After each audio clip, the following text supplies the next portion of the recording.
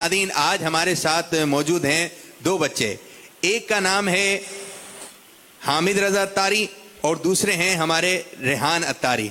और आज ये फिर अमीर अहले सुन्नत के पास जो एक टॉपिक लेकर आए हैं और एक अच्छे से टॉपिक पे बातचीत करेंगे। और क्या टॉपिक है, किस अंदाज से उस तरफ बढ़ेंगे, ये आई अमीर अहले सुन्नत से जो है बच्चों की ज़बानी अमीर अहले सुन्नत की बारगाह की तरफ से। सुभान अल्लाह, सल्लु अलल हबीब सल्लल्लाहु तआला अला मुहम्मद। कल सैयद साहब ने सादगी का खूब दर्स दिया। हम सारे अल्लाह करेगा सादगी सादगी होगी इंशाअल्लाह। इंशाअल्लाह। क्या बात है ना, सामने ही अपने अल्हम्दुलिल्लाह मजा आ गया। अस्सलामु अलैकुम वरहमतुल्लाहि वबरकातुहू। वालेकुम अस्सलाम। अच्छा आपस में वालेकुम अस्सलाम वरहमतुल्लाहि वबरकातुहू।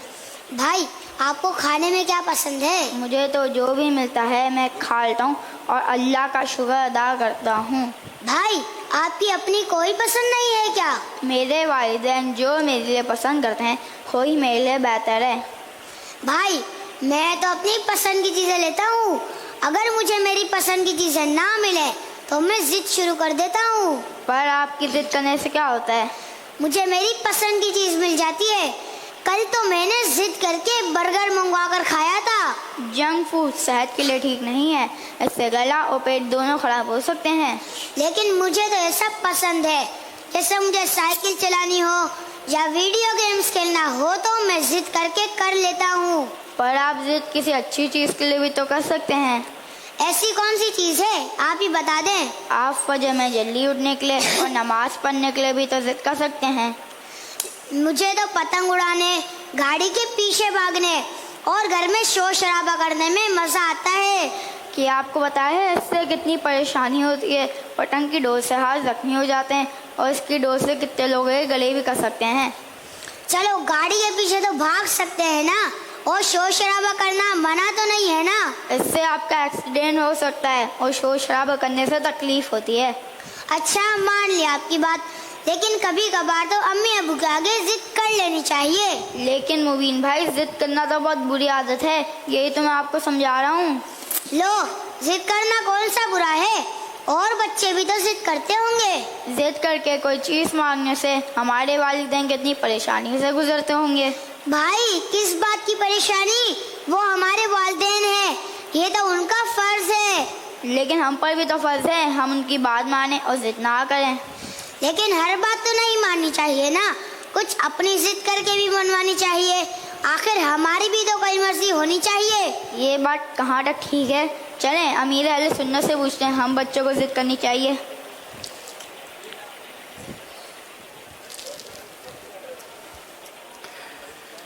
बात सूरतों में जिद करनी चाहिए, बात सूरतों में नहीं करनी चाहिए।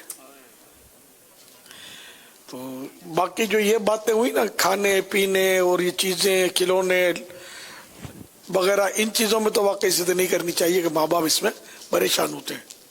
अब किन चीजों में जिद करनी चाहिए, मसलन अम्मी नमाज के लिए फजर के लिए उठती नहीं है तो फिर जिद करेगा नहीं अम्मी आपको उठना होगा, नहीं अम्मी फजर में उठना होगा, अब्बू आप घर में नमाज पढ़ लेते हैं, मस्जिद में नमाज पढ़नी है आपको। ये मदनी जिदें ये अच्छी होती है ना। तो यूं मतलब है कि ऐसी जिद ना हो कि जिससे अम्मी अबू तकलीफ में आ जाए। नमाज के लिए जिद करेंगे ना तो खुश होंगे, उम्मीद है। मगर इसमें भी बदतमीजी वाला अंदाज नहीं होना चाहिए, प्यार मोहब्बत वाला अंदाज होना चाहिए।